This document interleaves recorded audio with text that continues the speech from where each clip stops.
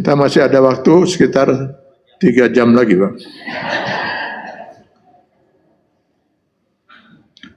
Yang ketiga, mengesahkan Allah dari segi aturan dan hukumnya.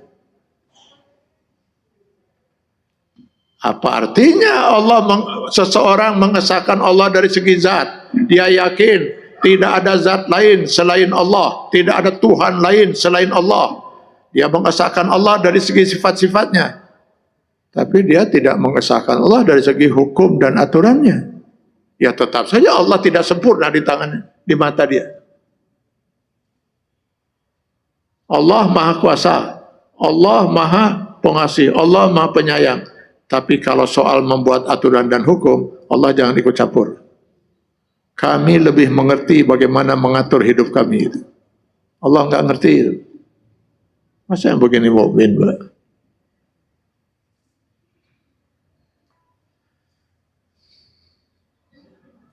Padahal di dalam Al-Quran, ya, Quran surat Yusuf ayat 40, Allah menyatakan, Inil hukm illa lillah. Yang berhak menentukan hukum itu hanya Allah. Kenapa? Allah yang menciptakan kita, Pak. Pastinya dalam keyakinan kita sebagai seorang mukmin, Allah yang paling tahu, Maha tahu bagaimana kita harus menjalani kehidupan ini. Bagaimana menghukum orang yang melanggar aturan yang Allah tetapkan. Kan mestinya begitu, Pak. Karena itu, selama Allah sudah menyatakan aturan dan hukumnya bagi seorang yang bertauhid la ilallah, tidak boleh dia meragukan satupun aturan dan hukum Allah.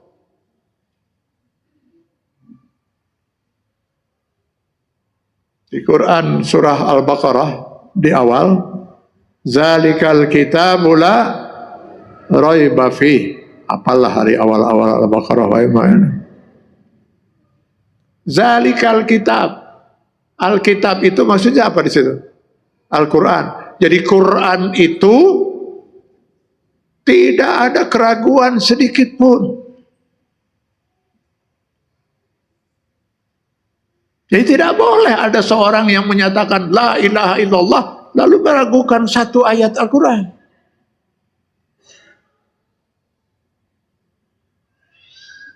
Apalagi menolak.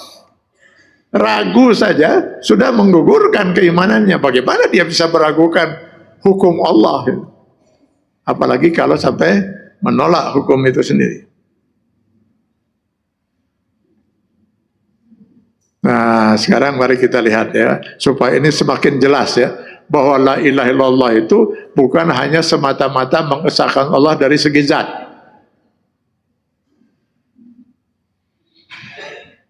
Sekarang saya tanya Bapak dan Ibu sekalian, menurut Bapak dan Ibu, iblis itu mengimani Allah enggak? Dari segi zat, enggak bisa ada seorang pun manusia meragukan keimanan iblis itu. Iblis yakin Allah itu ahad, as-samad, lam yalid, walam yulad, walam yakul lahu kufuwan ahad. Yakin? Saya yakin, hakul yakin, dari segi keimanan iblis, tauhid iblis dalam hal ini jauh di atas kita. Kenapa? Ibu yakin Allah ahad, as-samad, lam yalid, walam yulad, walam yakul lahu kufuwan ahad? Yakin?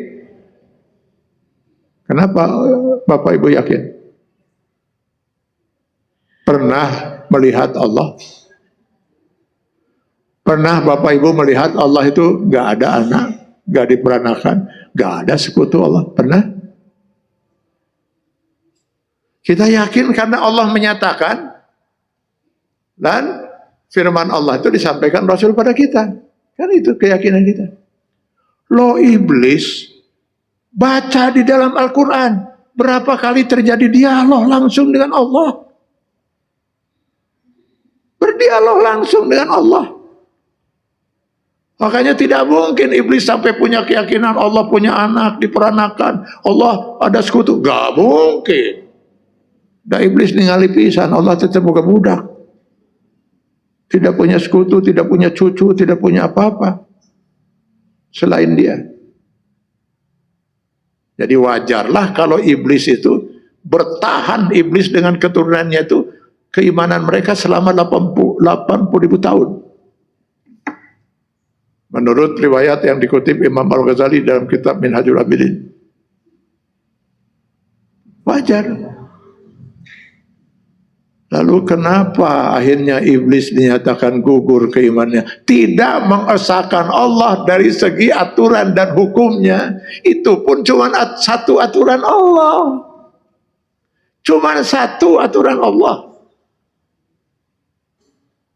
Diperintahkan dia untuk sujud kepada Adam, menolak. Main dia dengan logikanya itu. Khalaqtani min nar wa khalaqtahu min tin. Kau ciptakan aku dari api, sedangkan kau ciptakan manusia dari tanah. Allah, dari bahan ciptaan jelas saya lebih mulia. Harusnya Adam yang diciptakan dari tanah yang sujud kepada saya. Ini Allah terbalik membuat aturan ini. Cuman satu aturan Allah yang dikufuri, gugur keimanan iblis.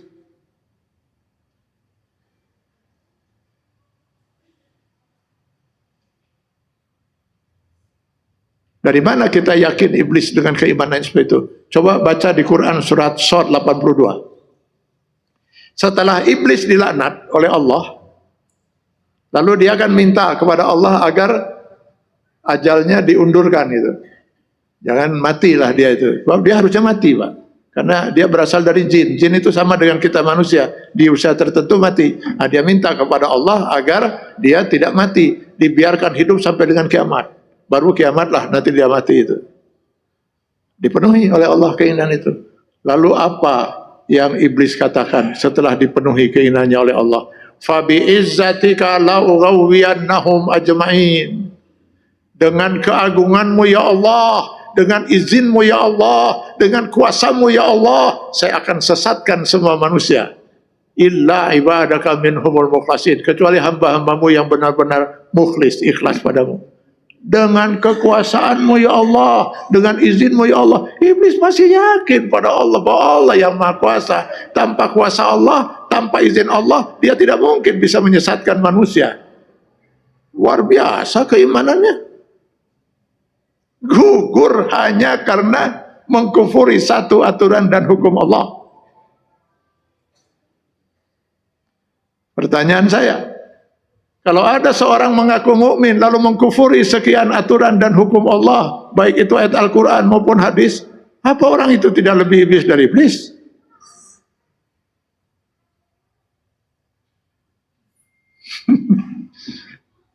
Saya ngeri, Pak. Jangan-jangan selama ini kita pernah menyolatkan iblis. Ya KTP-nya Islam sih. Padahal mungkin dia sudah lebih iblis dari iblis.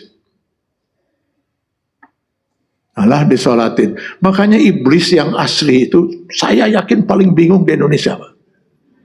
Bingung dia ngabandungan anak teh. Loh, kata iblis, saya cuma mengkufuri satu aturan Allah, gugur keimanan saya.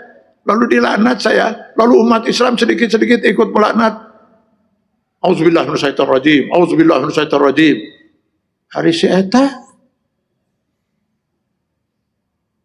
kurang apa iblisnya dari saya? Malah disambut pakai permadani merah, umbul-umbul, cium tangan, terus ini ingin foto selfie itu.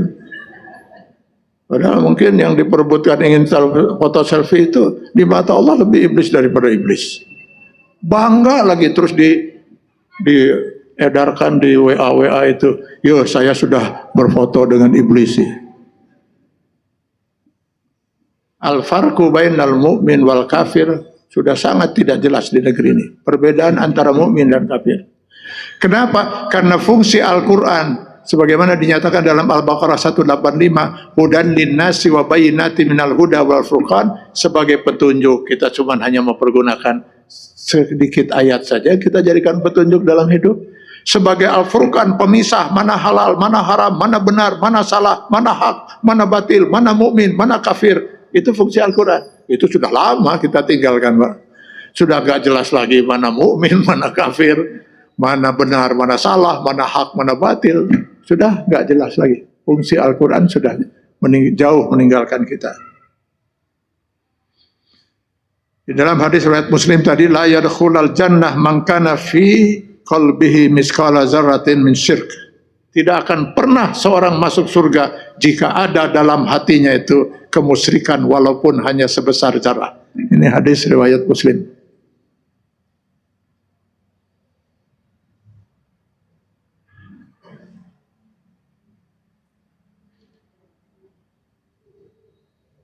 Jadi orang yang la ilaha illallah itu pasti masuk surga. Pasti. Rasul yang menyatakan itu.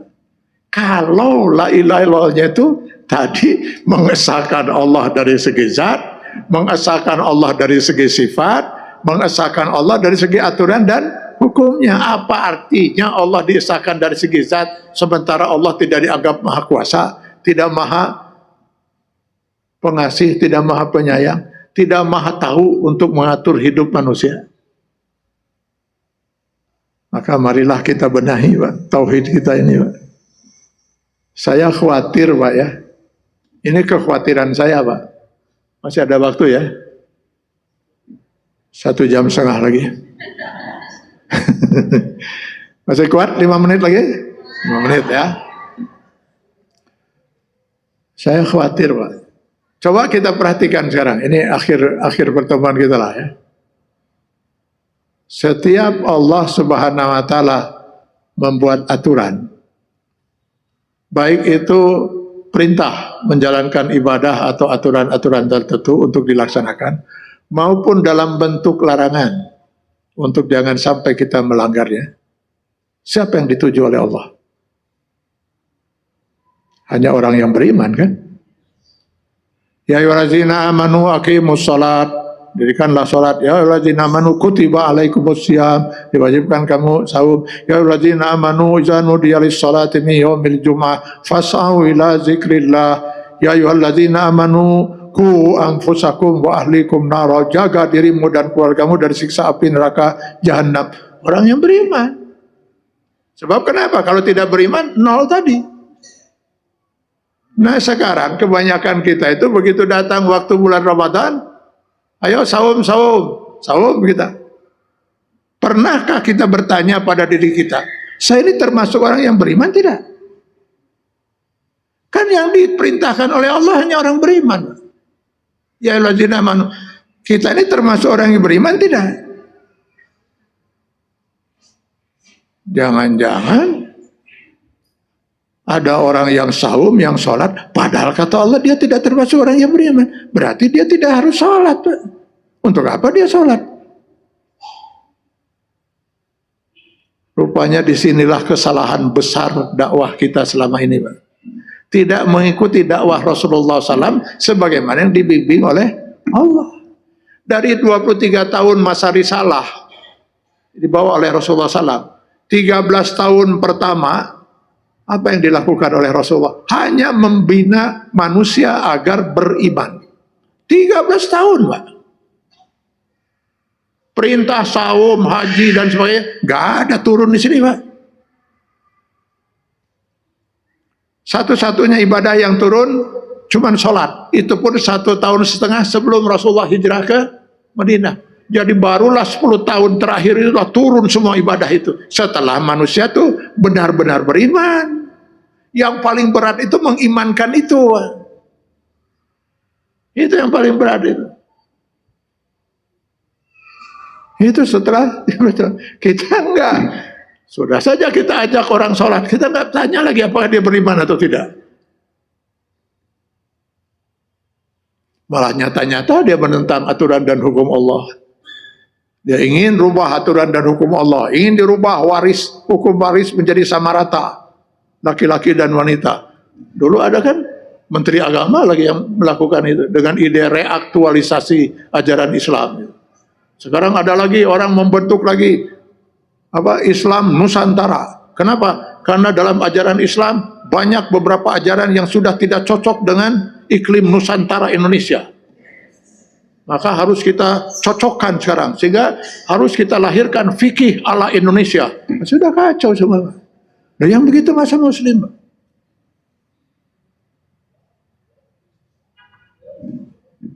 Jadi saya khawatir gitu ya. Kita merasa mukmin, kita merasa Muslim dengan kondisi gini, sampai di akhirat, nauzubillah, dijebloskan oleh Allah ke neraka jahanam. Loh, kenapa Allah? Saya kan mukmin. Mukmin dari mana kata Allah? Mungkinkah ada orang merasa dan mengaku mukmin lalu dinafikan keimanannya oleh Allah? Mungkin, Pak. Ibu baca Al-Hujurat 14.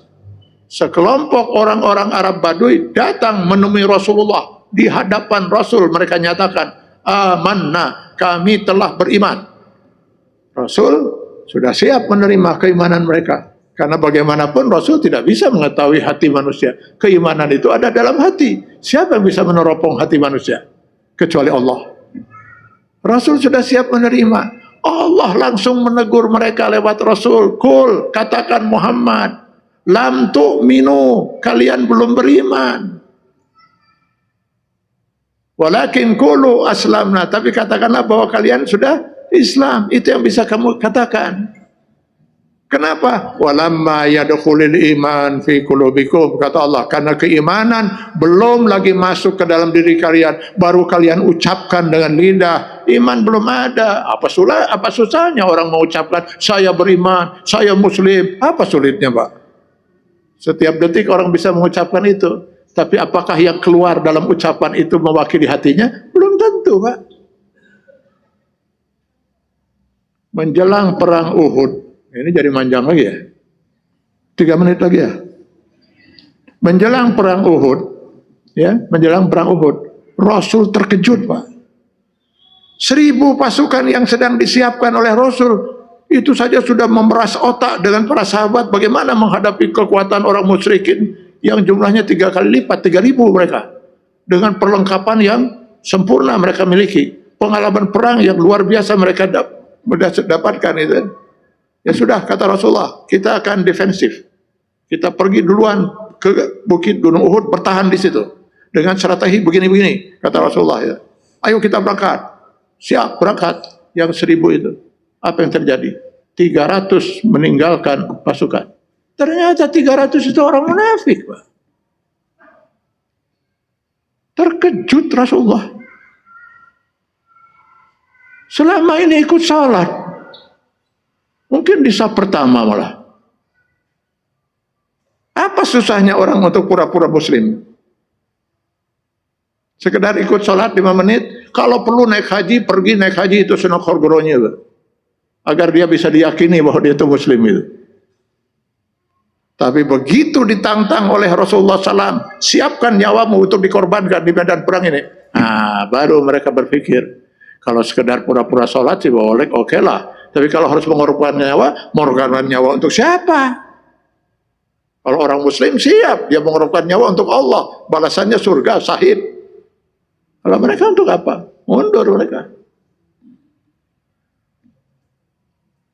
Maka saya sengaja menyampaikan ini 3 ini. Mungkin kalau dibahas satu-satu, mungkin satu tema saja bisa sekian lama gitu kan kita bahas. Tapi paling tidak ada gambaran lah kita. Bahwa untuk tauhid kita untuk bisa masuk surga, tiket kita untuk masuk surga, kita harus mengesahkan Allah dari segi zat. Mengesahkan Allah dari segi sifat-sifatnya. Dan mengesahkan Allah dari segi aturan dan hukumnya. Kalau kita sampai melanggar aturan Allah, hanya ada 2 kemungkinan, Pak. Tidak selamanya kafir, Pak. Kita melanggar aturan Allah, kemungkinan pertama kafir. Kalau kita menganggap aturan Allah itu ya tidak benar, lebih bagus aturan kita gitu. Oh, itu kafir. Tapi kalau kita yakin tapi kita tidak mau melaksanakan, nah itu lumayan. Enggak gugur keimanan, dosa, Pak. Dari mana kita bisa membedakan itu? Lihat pelanggaran yang dilakukan oleh Iblis dan Adam dan Hawa. Iblis melanggar aturan Allah tidak? Melanggar. Apa pelanggarannya? Disuruh sujud, menolak. Adam dan Hawa melanggar aturan Allah tidak? Melanggar, dilarang makan buah khuldi, lalu mereka berdua memakannya. Iblis melanggar perintah, Adam dan Hawa melanggar larangan. Sama-sama melanggar, kenapa iblis dilaknat? Kenapa Adam dan Hawa diampuni? Karena walaupun sama-sama pelanggaran, kalau iblis melanggar aturan Allah karena dia sudah menyalahkan aturan Allah, itu kafir. Sedangkan Adam dan Hawa melanggar aturan Allah di tengah-tengah keimanannya terhadap aturan itu. Dosa itu. Dosa. Sekarang ada dua orang muslim, sama-sama tidak sholat. Maksud saya muslim itu di KTP-nya agamanya tertulis Islam. Sama-sama tidak sholat. Saya bisa menghukumkan yang satu kafir. Meninggal haram kita sholatkan. Yang satu lagi muslim yang berdosa besar. Meninggal sholatkan. Wajib kita sholatkan, fardu kifayah. Kok bisa dibedakan? Padahal dua-duanya KTP-nya Islam. Dua-duanya sama-sama tidak sholat. Kenapa bisa dibedakan itu? Setelah saya tanya dua-duanya. Yang pertama saya tanya, kenapa Anda tidak sholat? Jawabannya, ngapain saya sholat? Loh itu aturan Allah. Ah, itu Allah gak ada kerjaan aja nyuruh-nyuruh orang sholat segala macam. Wah kafir itu. Sementara yang kedua saya tanya, Anda beriman gak bahwa sholat itu wajib? Ya Allah, ya berimanlah. Itu bahkan rukun Islam. Tidak ada seorang muslim pun yang punya hak untuk meninggalkan kewajiban itu. Terus kenapa Anda sendiri tidak sholat? Ya itulah. Itulah gunaannya gitu. Hoream saya aduh sing gunaon hoream pisan itu. Kafir tidak? Tidak Pak. Dia mah beriman. Meninggal sholatkan itu. Kan dia bukan mengkufuri aturan Allah. Tapi hoream. Itu dosa itu. Jadi tetap muslim berdosa besar. Berhak dia masuk surga Pak. Tapi entah kapan itu masuknya. Kalau teras sholat gitu. Jadi dia berhak masuk surga karena dia masih mukmin. Walaupun hoream itu tentu harus kita pertanyakan kan Pak. Kan pantasnya mungkin hoream malas itu sekali dua kali. Sehari dua hari. Anda muslim? Muslim. Yakin sholat wajib? Yakin. Kenapa tidak sholat? Hoream. Sudah berapa lama Anda tidak sholat? Ya sekitar 50 tahun ada. Makanya ya hoream 50 tahun Pak. Jangan-jangan ini kufur yang dibungkus dengan bahasa hoream. Dan ini berlaku untuk semua aturan dan hukum Allah. Dengar tetangga ini bagi-bagi waris, dibagi rata laki-laki dan wanita. Harusnya kita tanya Pak. Kenapa ini dibagi rata? Hukum Allah laki-laki dan wanita 2:1. Kenapa ini dibagi rata? Wah, hukum Allah 2:1 itu jelas tidak adil. Kafir, Pak. Apa bedanya dengan iblis apa? Ya, sebenarnya yang harusnya 2:1. Itulah hukum yang adil, tetapan Allah. Cuman kalau 2:1, saya jadi kebagian seetik. Nah, lumayan itu. Dosa besar. Saya kira inilah yang bisa saya sampaikan, Pak. Dan Ibu sekalian. Selamat berbuka puasa pada saatnya nanti gitu, pada saatnya nanti selamat berbuka puasa. Mudah-mudahan saum kita di bulan Ramadan dan ibadah-ibadah kita lainnya diterima Allah Subhanahu wa taala. Saya sangat mencintai Bapak dan Ibu sekalian dan mencintai diri saya. Saya tidak ingin kita di akhirat nanti menyesal gitu. Biarlah kita pahit-pahitan di dunia Pak, tapi kita menikmati manisnya surga di yaumil akhir nanti. Daripada kita hibur orang lain, nah, seolah-olah dengan Islam begini saja sudah cukup. Nanti di akhirat lalu kita menyesal gitu ya, kenapa kita tidak mengislamkan diri kita secara kafah sebagaimana yang Allah perintahkan, udkhulu fis silmi kafah. Sekali lagi mudah-mudahan Ramadan ini bisa semakin memperkuat tauhid kita dan memperkuat semangat kita untuk mengislamkan diri kita dalam seluruh aspek kehidupan pribadi, keluarga, masyarakat dalam batas yang memang mampu kita lakukan. Dengan maha adilnya Allah, maha bijaksananya Allah, Allah tidak akan menuntut kita di luar kemampuan kita. Barakallahu li wa lakum. Wassalamualaikum warahmatullahi wabarakatuh.